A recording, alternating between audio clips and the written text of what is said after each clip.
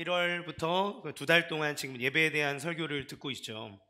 우리가 하나님의 은혜 없이 살아갈 수가 없는데 그 하나님을 만나고 하나님을 누리고 하나님을 느끼고 하나님이 주시는 그 축복과 그 모든 부요함을 누리는 자리가 어디입니까? 바로 예배입니다.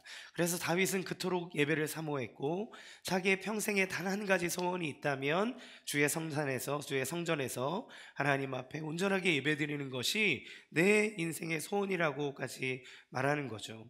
여러분, 많은 사람들이 부흥을 얘기하고 삶의 축복을 얘기하지만 그 부흥과 축복은 사람이 만들어내는 것이 아니에요. 하나님이 주시는 것입니다. 그러니까 우리가 예배에 실패하면 그 하나님께로부터 오는 풍성함을 누릴 수가 없습니다. 그래서 우리는 예배를 향한 하나님의 마음은 우리에게 복을 주기 원하시는 것이고, 예배를 통해서 하나님은 당신의 자녀들과 끝없이 소통하기를 원하고, 그 하나님과의 소통을 통해서 우리가 하나님으로부터 오는 그 모든 부요함을 받아 누리기를 원하시죠. 그러면 여러분, 그렇게 하나님과 소통하고 하나님의 은혜를 누리고 하나님의 복을 누리는 예배, 우리가 추구해야 될 예배는 무엇입니까? 온전하게 드리는 예배를 영적 예배라고 얘기하죠.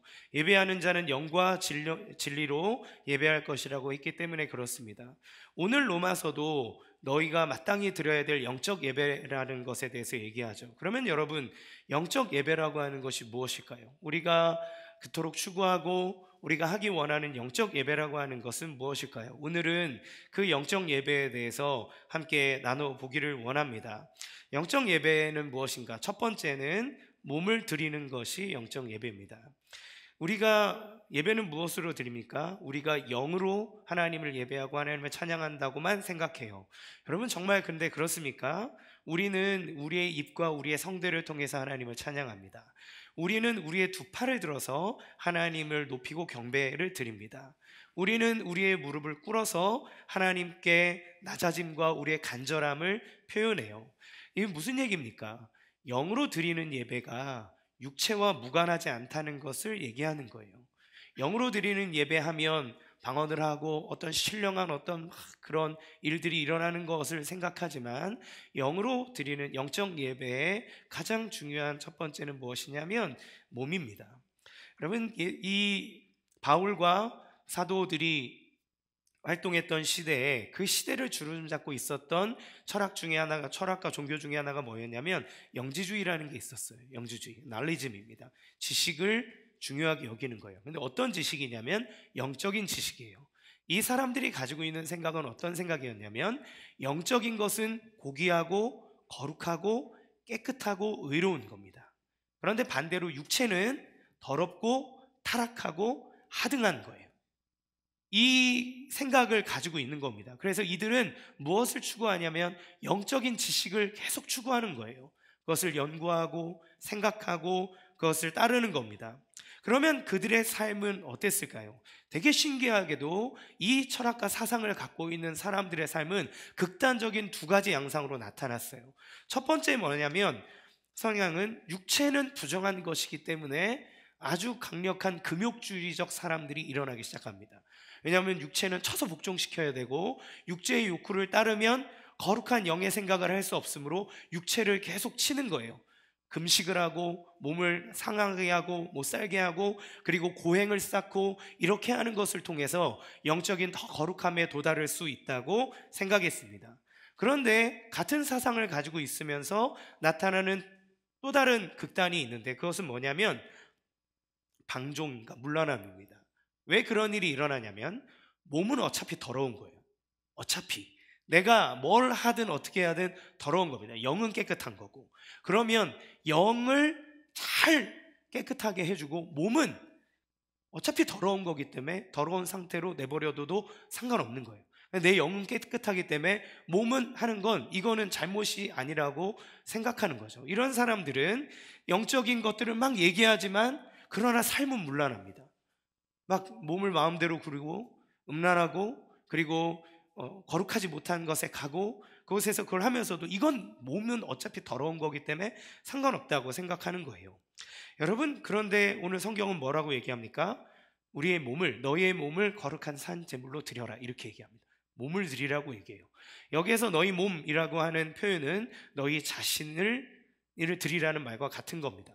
그러니까 무엇을 얘기하는 거예요? 하나님을 예배하는 데 있어서 우리 자신을 드려야 되는데, 우리 자신을 드리는 것은 무엇이다? 우리의 몸을 드리는 거라는 겁니다. 그렇죠. 여러분, 가만히 생각해 보세요. 우리가 삶을 살아가는 자세나 우리의 태도를 한번 생각해 보세요. 우리의 마음은 몸을 통해서 반영이 됩니다. 내 마음은 몸이 반응해요. 내 마음에 있는 것은 몸으로 반응하게 되어 있습니다. 내가 정말 사랑하는 사람에게는 우리의 몸이 반응해요. 여러분, 제가 그 결혼을 늦게 했거든요. 근데 늦게 할 때 마지막에 만난 여자는 당연히 저희 아내겠죠. 그렇죠? 근데 저희 아내를 이제 만나서 썸을 이제 타는 그 어느 언저리쯤에 제가 아내의 마음을 얻기 위해서 정말 매일 갔습니다. 그 광교에서 신사동까지 매일 갔어요. 그럼 퇴근 시간이거든요. 퇴근 시간에도 아내를 보기 위해서 갔어요. 그래서 제가 하도 다녀가지고 그 광교에서 신사동까지 들어가는 길에 제일 빠른 루트를 엄청 잘합니다. 어떻게 이 시간에는 이 라인을 타야 되고 이 시간에는 이 라인을 타야 되고 이런 거 엄청 잘했어요. 엄청 요리조리 막 해가지고 빨리 가는 거예요. 또 늦게 끝나면 늦게 끝나도 갔습니다. 가가지고 우리 아내는 목사에서 사실 안 만나려고 튕겨지고 있는 중이었는데 제가 매일매일 찾아가서 얼굴이라도 한번 보죠 그러면서 보고 오고 막 그랬어요. 근데 하루는 사역이 큰 이제 행사가 있었는데 이제 다음날 기도사역학교라고 하는, 제가 이제 기도사역을 담당했기 때문에 그 기도사역학교라고 하는 사역을 준비하고 있었는데, 그거를 이제 일을 다 맞춰놓고 준비 싹 다 세팅해 놓고 이제 저희 이제 아내, 당시에 이제 썸 타던 그녀에게로 가는 겁니다. 용서고속도로에 차를 딱 올리고 고속도로로 쫙 속도를 밟으면서 가고 있는데 갑자기 까똑하는 불안한 까똑음이 울리는 거예요. 아니나 다를까 이인호 목사님이 저에게 카톡을 보내셨습니다. 강 목사, 내가 이거 좀 필요한데 이거 좀 준비해줘. 그러면서 갑자기 없던 게 막 튀어나오기 시작하는 거예요. 그럼 예전 같으면 제가 차를 돌립니다. 연애에서 만나기로 한 자매분이나 여자분에게 죄송합니다, 제가 일이 있어서 못 갈 것 같습니다 라고 하고 차를 돌리고 뭐 다음 주 아니면 그 다음 주 뭐 이렇게 시간을 잡죠. 그런데 제가 이제 갓길에 차를 가만히 딱 세워두고 카톡을 가만히 이렇게 물끄러미 보다가 어떻게 할 것이냐 이렇게 고민을 하다가 기도한 끝에 용기를 내서 카톡을 딱 들었습니다. 목사님, 제가 지금 자매를 만나러 가는 중입니다. 저희 교회 기도 제목이었거든요, 결혼하는 게. 목사님, 지금 자매를 만나러 가는 중입니다. 목사님 말씀하신 건 제가 다 준비해 놓을 터이니 걱정하지 마시고 제가 반드시 보내드리겠습니다 라고 이렇게 딱 하고 고속도로를 타고 딱 갔어요. 좀 있다가 좀 시간이 지난 다음에 카톡이 딱 왔습니다. 이노 목사님이 잘 갔다 와. 강영구 시킬게 이러면서 제가 이제 들어가죠. 그리고 그날 저희 아내랑 교제를 정식으로 시작했어요. 만약 그날 안 갔으면은 저는 여전히 비혼으로 남아 있을지도 모릅니다. 그런데 여러분, 그게 뭔가요? 사랑하고 자기 관심이 있고 자기 마음이 있는 사람에게는 마음만 가는 게 아니라 몸이 가요. 몸이 갑니다.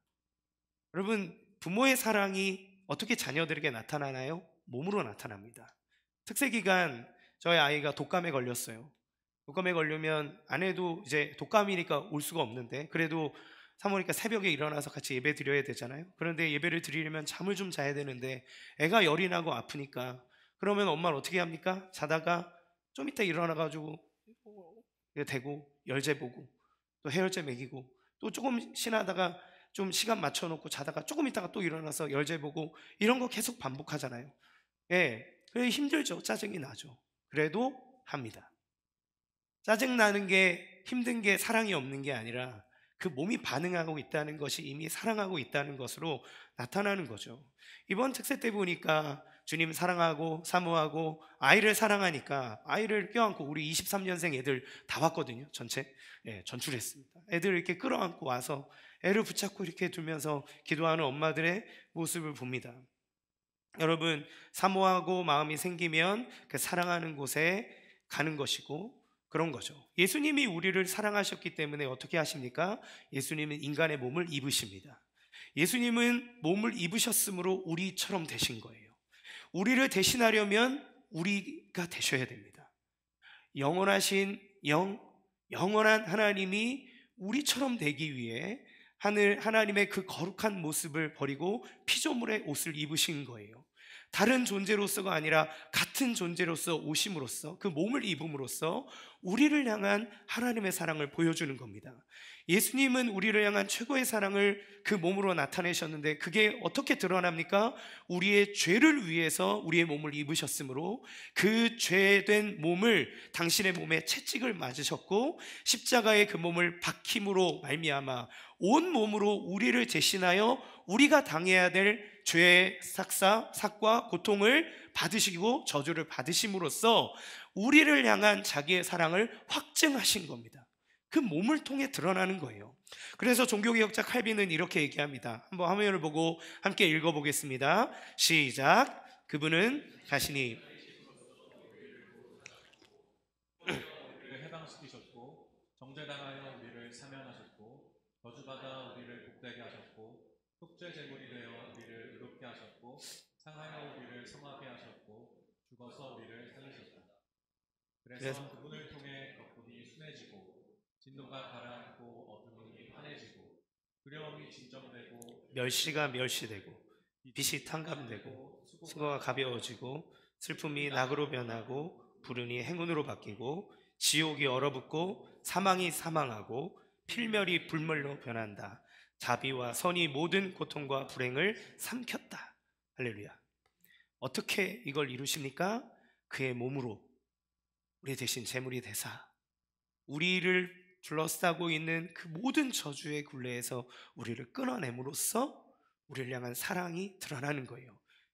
이게 가능한 이유는 그분이 우리의 몸을 입으셨으므로 가능해진 겁니다.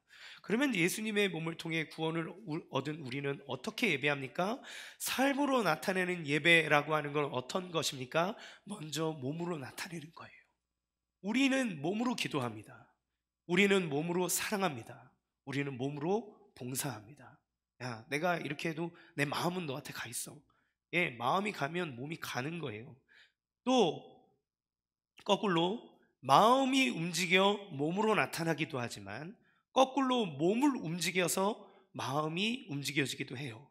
연예계에서 신앙이 좋고 선행을 많이 하기로 유명한 차인표 씨라고 하는 분이 계시죠. 그분이 간증을 했는데 그가 어려운 나라에 봉사를 간 것은 그가 후원하는데 이제 후원을 더 많이 받게 하기 위해서 촬영차 갔습니다. 그가 연예인으로서 같이 자기는 봉사자로 가지 않았다 그랬어요. 그래서 하는 거 이렇게 영상 찍고 사진 찍고 이렇게 하면서 다 하고 이제 일을 마쳤는데 그가 그곳에 갔을 때 그곳에서 한 여자아이를 만났다고 합니다. 근데 그 여자아이의 눈을 보고 그 아이를 잊을 수가 없고 그곳에서 봤던 그 모습들이 그 마음속에 파고들기 시작했어요. 그리고 나서 그의 마음과 생각 속에 변화가 일어났습니다.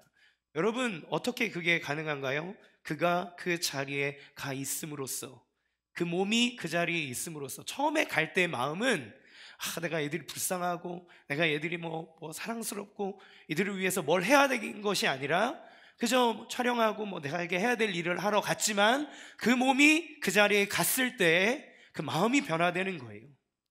여러분, 그 남자들이 자기의 모습 속에서 변화되는 한 날이 있습니다. 젊은 남자들이 언제냐면 군대를 제대하고 예비군복을 입을 때예요. 예비군복을 입은 모든 사람들은 그의 지위와 그의 나이와 할 것 없이 자세가 다 이렇게 바뀝니다. 저도 이렇게 있을 때는 여러분한테 반듯하게 서 있지만 예전에 예비군복을 딱 입으면 모자를 이렇게 딱 쓰고 걸쳐놓고 그 다음에 군복을 이렇게 대충 풀어헤치고 이렇게 다 끄집어내놓은 다음에 이렇게 서 있어요. 더럽게 안 끝나네. 빨리 끝났으면 좋겠다. 이러고 있어요. 목사하고 뭐고 다 필요 없습니다. 그 옷만 입으면 그렇게 돼요. 희한해요. 그 자리에 가서 그 옷만 입고 있으면 막 다리가 달달달달 떨면서 언제 끝나냐 이러고 있어요. 예배할 때 제 모습을 생각하시면 안 됩니다. 무언가요? 옷이 그 사람의 몸이 그 사람의 마음을 바꿔버리는 거예요. 그렇어요. 여러분, 우리가 특세를 하거나 예배를 드릴 때, 기도회를 할 때 아이들 데려오면 아이들이 막 힘들어하고 불편해하고 자고 그러면 아무것도 아닌 것 같죠? 아닙니다. 그 몸이 그 자리에 옴으로써 하나님을 예배하는 예배의 시작이 이루어지는 거예요. 저는 그 모습을 통해 예배를 배웠고, 그때는 짜증내고 엄마 언제 가라고 얘기했지만 엄마가 기도하는 모습을 보고 저는 기도를 배웠고, 그때는 그 자리에서 도망가서 막 놀러 가기도 하고 막 그랬지만 그 부르짖는 것이 제 뇌리 속에 남아 저는 어떻게 하나님 앞에 부르짖어야 되는지 누가 가르쳐 주지 않아도 그 자리를 통해서 배우게 된 거죠. 그 예배입니다, 여러분. 제가 초등부 사역을 할 때 아이들에게 자세를 가르쳐 줘요. 이렇게 연합수련회를 가거나 하면 이제 같이 밥 먹고 애들 막 놀잖아요, 저녁 시간에. 그러면 저희 교회 애들은 제가 다 불러 모읍니다. 다 불러놓고 그 저녁 먹고 난 다음에 선생님들 다 불러 모아요. 그리고 애들한테 얘기합니다. 얘들아, 오늘 저녁에 이제 집회를 할 거야. 집회를 하는데 하나님 너희를 너무너무 사랑하셔. 하나님 너에게 은혜를 막 부어줄 거야. 그런데 너희가 받을 그릇이 없잖아? 그러면 다 흘러버린다.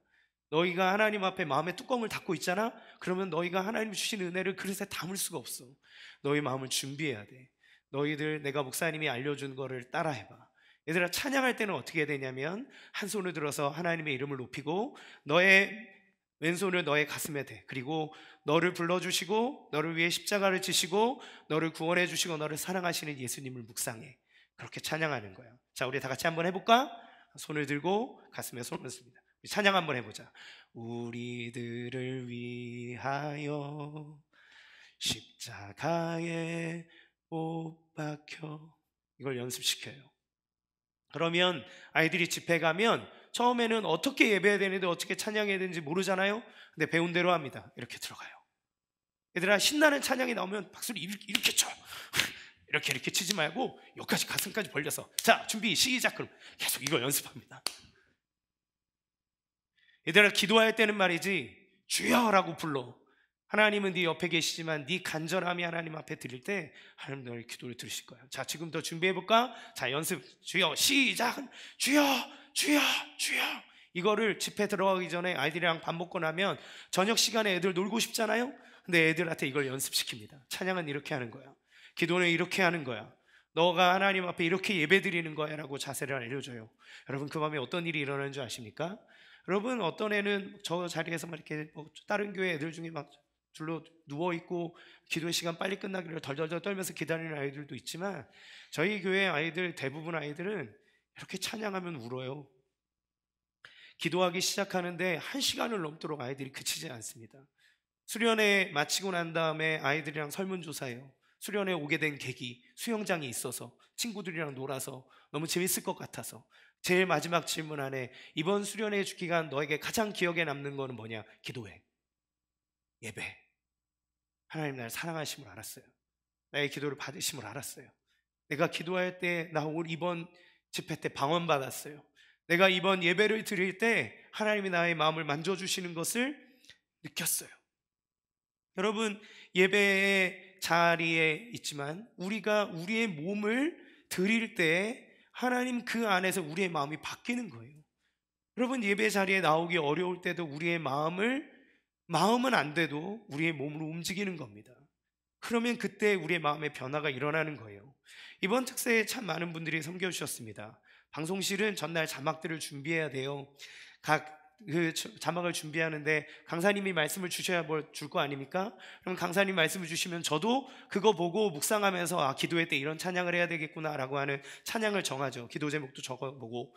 그러면 이 자막하시는 분들은 예배를 준비하는 제일 마지막에 이걸 받아요. 그럼 저희 교회는 뭐 간사가 있는 게 아니잖아요.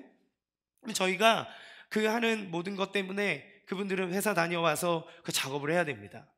네. 그리고 이번에 저희가 계속 특세 때마다 각 다락방별로 여러분들 오셔서 아침을 준비해 주셨잖아요. 아침을 준비하는 거 빵, 주스 이런 것들 하지만 사실 그걸 준비하는 사람들 어제랑 다르게 하기 위해서 얼마나 많이 고민을 하셨습니까? 오늘 주보 간증을 보니까 우리 민정성도님은 두 쌍둥이를 이렇게 데리고 와서 내가 이 아이들을 데리고 예배를 드릴 수 있을까 생각하다가 그래, 내가 성전을 사모하는 마음으로 하나님 앞에 가야지 그래서 처음으로 예배를 오셨대요. 예배를 이제 특세를 하면서 아이들을 쌍둥이를 데리고 이제 저쪽에서 영상으로 예배를 드리고 있는데 어느 날 갑자기 하다 보니까 7명 아이들만 이렇게 남아 있어서 아이들이 성도님에게 와서 뭐 해달라 그러면 이것 해주고 저것 해주고 봉사하는 중에 오늘 간증을 보니 뭐라고 써 있습니까? 자기가 아이들을 챙겨주는 중에 하나님의 음성을 듣고 하나님이 나의 기도와 나의 부름에 응답하시겠구나라고 하는 은혜를 받았다는 거예요. 여러분, 이 모든 것이 무엇입니까? 우리가 밥을 하고 우리가 그 자리에 있는 그 모든 것만으로도 하나님을 주님이 받으시는 예배라는 거예요. 우리의 몸이 하나님에게 말씀에 반응하고 반응하지 않을 때라도 우리의 몸이 가 있는 그 자체만으로도 하나님께 높여드리는 예배라는 것을 알 수 있습니다. 두 번째 영적인 예배는 무엇입니까? 산제물로 드리는 거예요. 산제물. 산제물이 무엇입니까? 구약의 제물은 죽여서 드리는 제물이에요. 제물을 가져오면 이렇게 목을 따고 피를 다 받아내고 각을 뜨고 벌려서 태워드림으로 드리는 제물입니다. 그런데 이제 신약시대에 와서는 그런 죽은 제물이 아니라 활력 있고 살아있는 상태로 드리는 제물이 되라는 거예요. 살아있는 상태. 이 말의 의미가 무엇입니까? 그거는 산 제물 앞에, 말 앞에 있는 수식하는 형사가 두 개가 붙어있는데 그걸 보면 알 수 있어요. 로마서 12장 1절 우리 중반절을 같이 함께 보겠습니다. 시작. 너희 몸을 하나님이 산 제물 앞에 뭐라고 되어 있습니까? 어떤 산 제물이에요? 거룩한 산 제물입니다. 또 어떤 제물입니까? 하나님이 기뻐하시는 산 제물이에요. 기뻐하시는 산 제물, 거룩한 산 제물. 네. 그러니까 우리 자신이 하나님 앞에 예배자로 영적인 예배를 드리는 데 있어서 그 조건이 뭐라는 걸 얘기합니까? 하나님이 기뻐 받을 만한 존재여야 되고 하나님 보시기에 거룩한 존재일 때 하나님 앞에 영적인 예배를 온전하게 드릴 수 있다는 거예요. 우리가 잘 알고 있는 다윗, 그는 예배의 사람 아닙니까? 하나님이 인정한 예배의 사람이에요. 하나님은 토미테니의 다윗의 장막에 보면 하나님께서 사도행전에 내가 다윗의 장막을 일으키고 싶다라고 얘기할 만큼 하나님은 다윗의 예배를 그리워하시고 그것을 롤모델로 삼으셨어요. 그런데 그 다윗이 예배자에 대해서 시편 15편에 이렇게 질문하며 얘기합니다. 시편 15편 1절 읽겠습니다. 시작. 여호와여 주의 장막에 머무를 자 누구 오며 주의 성산에 사는 자 누구 오니? 예, 뭐를 얘기하는 겁니까? 누가 하나님의 성전에서 예배할 수 있습니까? 누가 하나님 앞에 예배할 자격을 얻었습니까? 이렇게 물어보는 거예요. 그 답을 무엇입니까? 2절에서 5절 같이 함께 한 목소리로 크게 읽어보겠습니다. 시작. 정직하게 행하며 공의를 실천하며 그의 마음에 진실을 말하며 그의 혀로 남을 허물하지 아니하고 그의 이웃에게 악을 행하지 아니하며 그의 이웃을 비방하지 아니하며 그의 눈은 망령된 자를 멸시하며 여호와를 두려워하는 자들을 존대하며 그의 마음에 선한 것은 해로울지라도 변하지 아니하며 이자를 받으려고 돈을 부어주지 아니하며 뇌물을 받고 무죄한 자를 해하지 아니하는 자이니 이런 일을 행하는 자는 영원히 흔들리지 아니하리라. 아멘. 그러니까 이 시편은 아마 이렇게 불렸을 거예요. 사회자가 나와서 이렇게 얘기합니다. 여호와여 주의 장막에 머무를 자 누구 오며 주의 성산에 사는 자 예배할 자가 누구겠습니까? 얘기하면 백성들이 2절에서 5절을 같이 하는 거예요. 정직하게 행하며 공의를 실천하며 그 마음의 진실을 말하며 이렇게 얘기해서 그런 사람이 하나님을 예배할 수 있다고 얘기하는 겁니다. 알렌 크라이더의 회심의 변질이라는 책에 보면 초대교회의 전통에 대해서 얘기합니다. 초대교회에서는 예배를 드릴 때 항상 이 네 가지를 물었다 그래요. 첫 번째, 가난한 자를 돌보았습니까? 두 번째, 병든 자를 찾아가 보았습니까? 세 번째, 나그네를 대접했습니까? 네 번째, 원수를 사랑하였습니까? 이렇게 물어보는 거예요. 그 사람들이 예배의 자리에 와서 만약에 구약의 백성들이 시편 15편의 말씀을 외치면서 하나님을 예배하는 마음이 정직하고 그의 삶이 깨끗하고 이런 거를 외쳤을 때, 또 신약에 있는 초대교회 성도들이 이 네 가지 질문을 받을 때 여러분 무엇을 생각하는 겁니까? 과연 내 삶에 이런 삶을 살았는가? 라고 하는 걸 점검하는 거예요. 예배하는 자가 자기 삶에 점검이 필요한 겁니다. 예수님도 뭐라 말씀하셨어요? 너희가 하나님 앞에 와서 예배를 드릴 때 너가 형제와 다툰 것이 기억나거든. 그 재물을 내려놓고 그에게 가서 그와 더불어 화해하고 와서 그 재물을 드려라. 무엇을 얘기합니까? 하나님 앞에 예배 드릴 만한 자, 예배를 드리는 데 자격이 필요하다는 거예요. 아무나 아무렇게나 예배할 수 없다는 겁니다. 예배할 수 있는 자가 누구냐는 거예요. 그것은 삶의 하나님의 말씀으로 정결하게 된 사람이 예배할 수 있다. 지가 나오고 싶다고 다 예배에 나오는 거 아니다라고 얘기하는 겁니다. 어느 누구도 죄를 가지고서는 하나님 앞에 설 수 없기 때문에 그래요. 구약의 제사를 드릴 때 하나님은 정결함을 강조하셨습니다. 지성소에 들어갈 때 휘장으로 장막이 쌓여져 있고 1년에 단 한 번 대제사장이 그 안에 들어가야 되는데 죄를 가지고 들어가면 하나님의 거룩함이 우리의 죄성과 충돌함으로 그 죄를 가진 사람이 죽는 거죠. 그래서 대제사장도 자기의 죄를 씻는 제사를 드리고 나서야 하나님 앞에 들어갈 수 있었습니다. 그럼 여러분, 우리의 그러한 모습 속에서 우리가 하나님 앞에 예배하는 예배자로서, 여러분 예배에 오시기 전에 여러분의 삶은 정말 이렇게 정결하고 깨끗하십니까? 여러분 예배할 자격이 있으십니까? 여러분 예배한다고 하나님이 예배를 받으실 것 같습니까? 우리는 예배 자신이 없어요. 우리는 감히 하나님 앞에 예배드릴 수 없는 거예요. 우리가 착각하는 게 뭐냐면, 어렸을 때부터 모태신앙인 사람은 엄마가 오늘 용돈 줄게, 꼭 예배 빠지지 말고 드려라. 막 전도사님이, 선생님이, 야 너 이번에 예배 한 번만 드리면 내가 맛있는 거 사줄게. 너 예배 한 번 드리면 너 선물 이렇게 줄게. 그러니까 예배 드리고 막 이런 거 막 하니까 우리가 아무렇게나 예배 드릴 수 있는 것처럼 우리가 착각하는데, 예배는 여러분, 우리가 예배를 드리는 존재가 온 우주 만물을 창조하시는 창조주이시고 우리의 왕이시고 우리의 모든 것을 지으신 그런 분이라면, 그러면 그 앞에 어떻게 아무나 나갈 수 있겠습니까? 예배를 드릴 수 있는 건 축복이고 예배를 드리는 건 특권입니다. 워렌 버핏 한 사람을 만나기 위해서 내가 값을 치르면 몇십억이라도 아끼지 않겠다라고 말하는데, 그 온 우주 만물의 주인이요 지혜의 근원 되시는 하나님을 만나는데 우리가 그냥 나올 수 있다는 것은 정말 놀라운 축복인 거예요. 우리는 이 자격을 볼 때 내가 하나님 앞에 예배할 수 없는 자라는 것을 알 수 있어요. 우리는 하나님 앞에 예배할 자격이 없습니다. 그런데 우리가 어떻게 예배할 수 있게 되었습니까?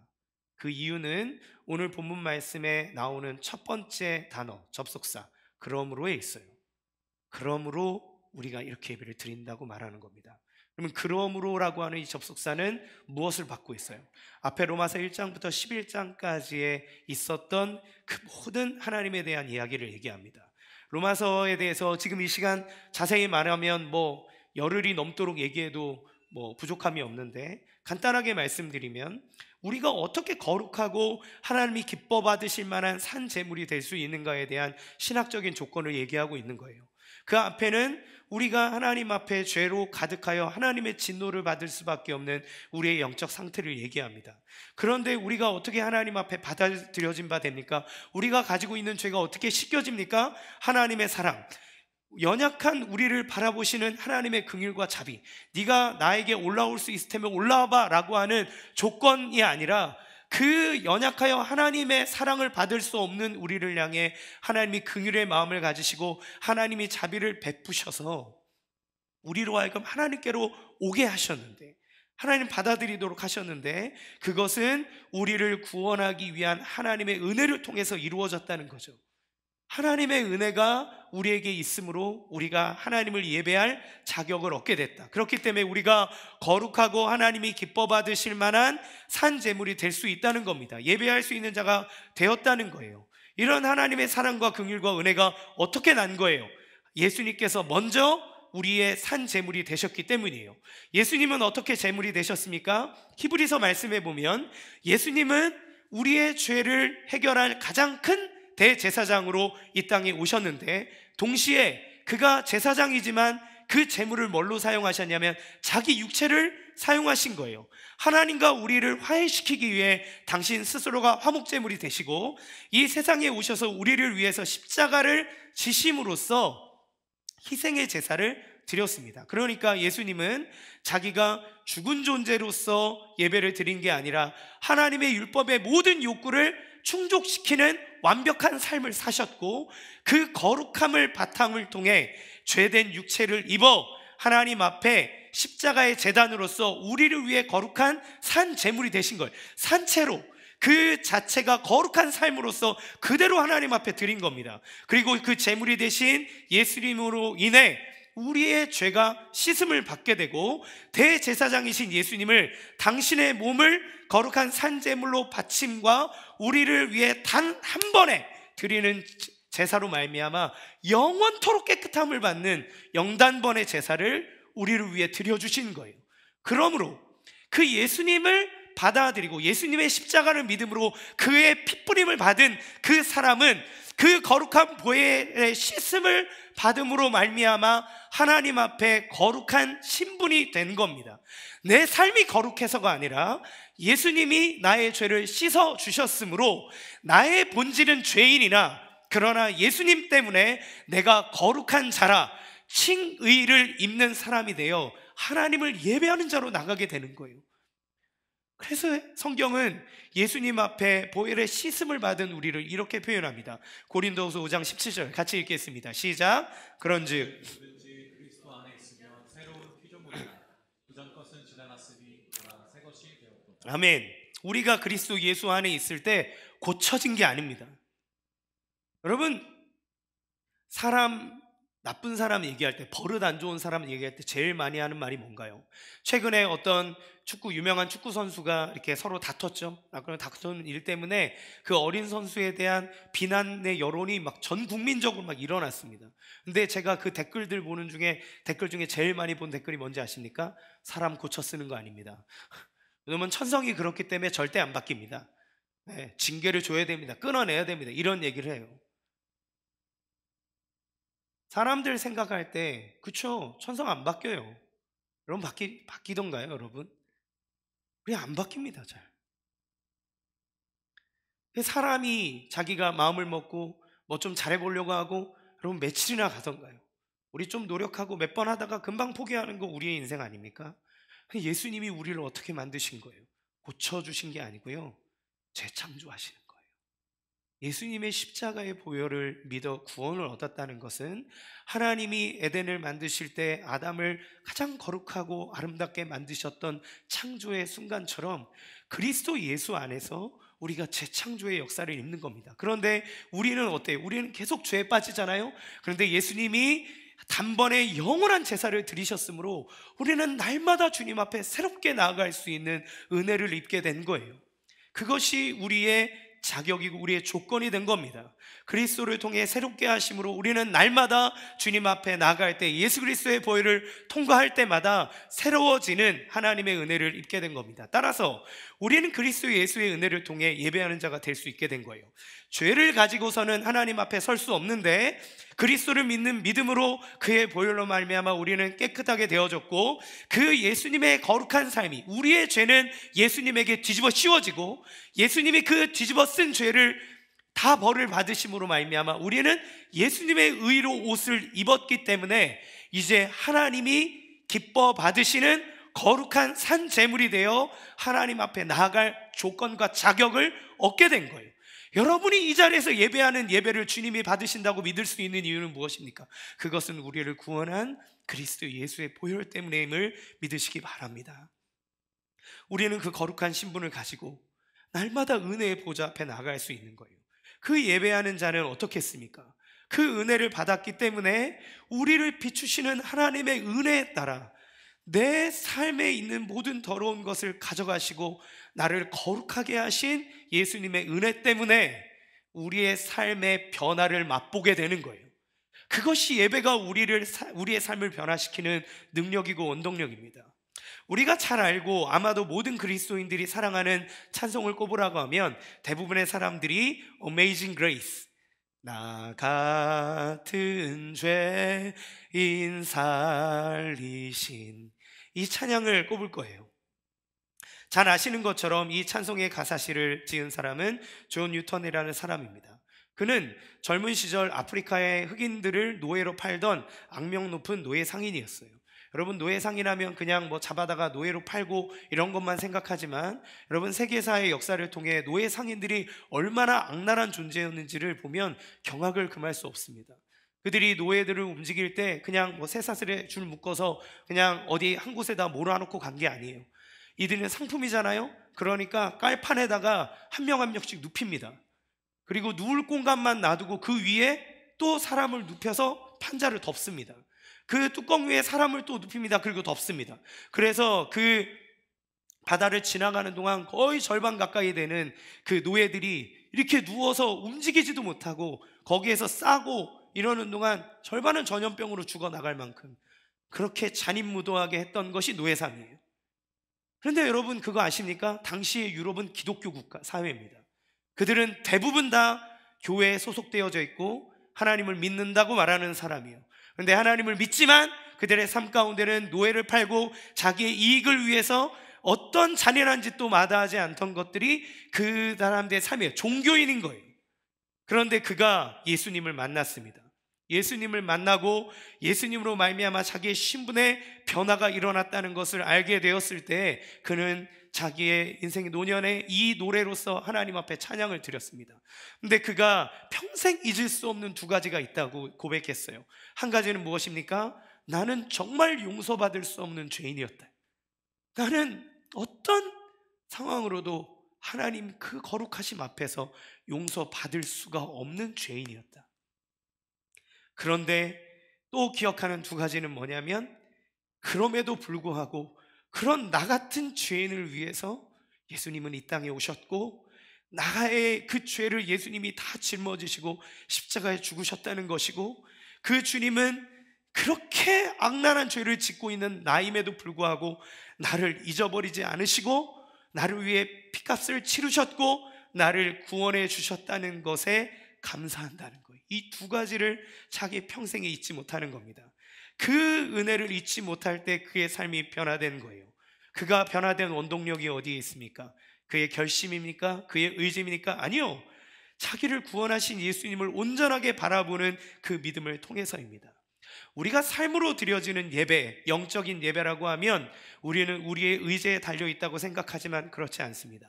제가 말하는 건 의지가 필요 없다고 얘기하는 것이 아니라 의지가 필요하죠. 그런데 그 의지가 어디에서부터 나오냐는 거예요. 그 의지는 나를 구원하신 예수님의 은혜를 온전하게 바라보며 그로 말미암아 내가 예배할 자격을 얻었다는 그 분명한 은혜 의식이 있을 때 그때 우리는 하나님 앞에 영적인 예배, 우리의 삶을 다하여 드리는 예배를 드리게 되는 거예요. 따라서 세 번째, 영적인 예배는 우리를 변화시킵니다. 로마서 12장 1절 하반절 같이 읽겠습니다. 시작. 이는 너희가 드릴 영적 예배이다. 영적 예배가 뭐라고 그랬어요? 몸으로 드리는 것이고 우리의 삶을 거룩한 산제사로 드리는 것. 영적 예배는 우리가 예수 그리스도를 통해 거룩한 신분이 되었기 때문에 우리의 몸, 즉 우리 자신으로 드리는 예배가 바로 영적 예배라는 겁니다. 우리의 삶으로 드리는 예배가 영적 예배라는 거예요. 그러면 여러분 삶으로 드리는 예배를 생각하면 여러분 어떤 거 생각합니까? 선한 일을 하는 것, 착하게 사는 것, 옳은 일을 하는 것, 열심히 사는 것, 여러분 이런 것들을 생각하지만 이 행위만을 얘기하는 건 아닙니다. 이거는 우리가 영적인 예배를 드림으로 필연적으로 나타나게 되는 열매인 거예요. 우리가 하나님 앞에 어떠한 거룩한 제물이 될 수 있었는지, 즉 그리스도 예수를 통해 주시는 구원의 은혜를 기억하고 그 사랑에 반응하여 우리의 몸, 우리 자신을 하나님 앞에 드림으로써 행해지는 예배인 거예요. 그 출발이 어디에 있냐는 겁니다. 그것은 예수님의 은혜로부터 오는 거예요. 그 앞에 그 은혜에 반응하여 내가 드려지는 것이 나타나는 열매가 선행을 행하고 일을 열심히 하고 부지런하고 사람을 사랑하는 삶으로서 드러나는 겁니다. 즉 영적 예배라는 것은 무엇입니까? 삶으로 드려지는 예배라고 하는 것은 무엇입니까? 우리 자신을 통해서 그리스도의 사랑이 드러나지는 예배. 그러니까 영적 예배는 삶의 예배로 반드시 열매를 맺게 되는 거예요. 우리가 주일에 예배를 드리고 이 성전문을 나서면서 얼마나 많은 시간 동안 예배의 감동과 은혜를 잊어버렸습니까? 하나님께서 주신 은혜를 삶과 도무지 연결시키질 못해요. 왜 그렇습니까? 진짜 우리에게 주시는 복음의 의미와 그 은혜의 감격을 모르기 때문에 그렇습니다. 오늘 드리는 예배가 한 주, 아니 하루, 아니 한 시간의 삶도 바꾸지 못하는데 어떻게 이 예배가 우리의 인생을 바꿀 수 있단 말입니까? 요즘 교회들이 쇠퇴하고 있다고 얘기하죠. 제가 특세 때도 얘기했지만 여러분 10년 후에 교회 난리 납니다. 없어요. 청년들, 청소년들. 전도하기 너무 힘든 시대라고 얘기하죠. 그러면 우리에게 다 얘기합니다. 왜 이렇게 전도하기가 힘들까요? 왜 이렇게 세상이 강팍할까요? 그러면 여러분, 우리 대부분 이렇게 얘기해요. 악한 마귀의 영향력 아래 세상이 썩어서 그렇습니다. 마귀가 장난질해서 그렇습니다. 그래서 전도가 안 됩니다. 악한 세력을 몰아야 됩니다. 여러분, 맞기는 맞아요. 그런데 여러분, 마귀 핑계대기 전에 먼저 우리 돌아봐야 되지 않겠습니까? 어느 목사님이 농담으로 그렇게 얘기하시더라고요. 마귀도 억울할 거라고. 지들이 제대로 안 살아놓고 뭐 나보고 그래. 니들이 하나님 말씀대로 안 따라놓고 왜 내 탓을 해 자꾸. 네. 얘기하는 거죠. 세상의 사람들은 여러분이 예배당 안에서 어떤 은혜를 받았는지 모릅니다. 여러분이 얼마나 선하게 섬기고 봉사하는 사람인지 모릅니다. 여러분이 얼마나 간절하게 하나님 앞에 무릎 꿇고 하나님 간절하게 구하는 사랑스러운 사람인지 모릅니다. 여러분이 어떻게 눈물을 흘리며 기도하는지, 여러분, 사실 믿지 않는 사람들은 모를 뿐만 아니라 별 관심도 없어요. 교회 어떻게 돌아가는지 관심 없습니다. 그러면 여러분 언제 관심을 갖게 됩니까? 그 예수 그리스도의 사랑 안에서 불을 옮겨받은 사람을 통해 보는 거예요. 저희 아버지가 교회를 3년을 넘게 다니셨습니다. 가정의 평화를 위해서 예수 믿어보려고 엄청 애쓰셨어요. 저희 아버지는 어떤 것 하나 허투루 하는 분이 아닙니다. 그렇게 믿겠다고 했을 때는 정말 애를 많이 쓰셨어요. 성경도 엄청 많이 읽으셨습니다. 목사님 설교하잖아요. 다 받아 적으셨습니다. 그리고 오늘 목사님 이 본문 얘기하셨는데 주소 틀렸더라. 그거 다 찾으세요. 아버지 엄청 꼼꼼하십니다. 근데 어느 날 나는 잘 안 믿어진다 그러시는 거예요. 제가 답답한 마음으로 아버지에게 설득하고 얘기하고, 근데 저희 아버지 뭐라 그러셨냐면, 태우야, 나는 하나님을 모른다. 하나님 본 적도 없고 예수님도 모른다. 나는 누구를 보고 예수님을 알겠냐? 난 교회 가서 사람들 보고 예수님을 찾는다. 물론 내 아들, 내 아내 너무나 성실하고 신실하고 좋은 사람이기 때문에 내가 교회 갔지만, 나는 교회 자꾸 갈 때마다 사람들 얘기하는 거 보면 나는 하나님 잘 모르겠다. 우리는 성경을 읽고 하나님을 보지만 세상 사람들은 우리를 보고 성경을 알고 하나님을 압니다. 여러분, 시대가 아무리 강팍해지고 시대가 아무리 어려워져도 그리스도 예수 안에서 은혜의 불이 붙은 사람들은 주목하게 돼 있어요. 모세가 하나님을 처음 만나는 그 자리에 어떤 일이 일어납니까? 떨기나무가 있는데 불이 붙은 거예요. 불이 붙었는데 안 타. 그러니까 모세가 이상해서 그걸 보러 가는 거예요. 보러 갔더니 그 자리에서 하나님의 음성이 들리는 겁니다. 여러분, 예수님 믿는 사람은 누굽니까? 성령의 불이 타는 사람이에요. 그 마음과 삶에 예수님을 온전하게 예배하고 예수님을 사랑하고 예수님의 그 은혜를 받음으로 그 은혜의 불이 타오르는 사람이에요. 그 사람은 주목합니다. 교회가 어딘지 모르고 그 예수 믿는 예수쟁이가 어떤 사람인지 관심이 없어도 그 불타는 사람은 봅니다. 봐요. 여러분, 가족들을 구원하기 위해 여러분 애쓰고 기도하고 하지만, 여러분 100번 말하는 거 중요합니다. 중요하죠.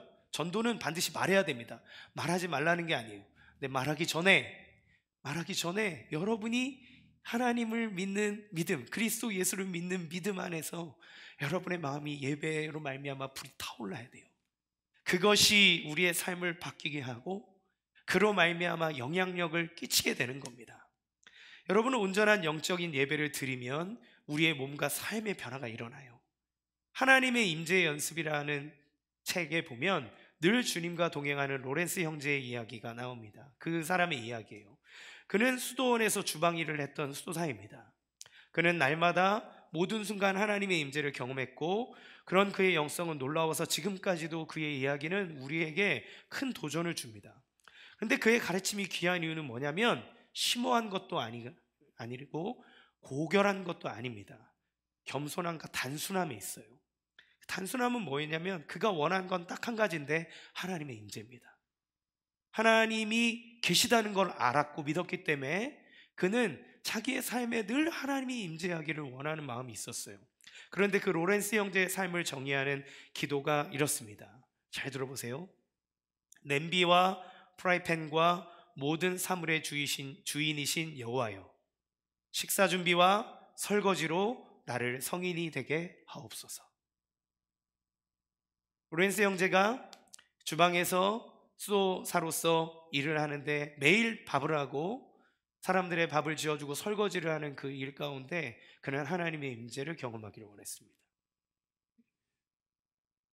예배당에 들어가서 예배할 때뿐만 아니라 자기의 모든 순간에 그리스도 예수의 은혜와 사랑으로 말미암아 구원받음을 알았기 때문에, 자기가 하나님을 예배할 신분과 자격을 얻었음을 알았기 때문에 그가 구하는 건 모든 순간 주님을 의식하고 주님과 동행하는 거예요.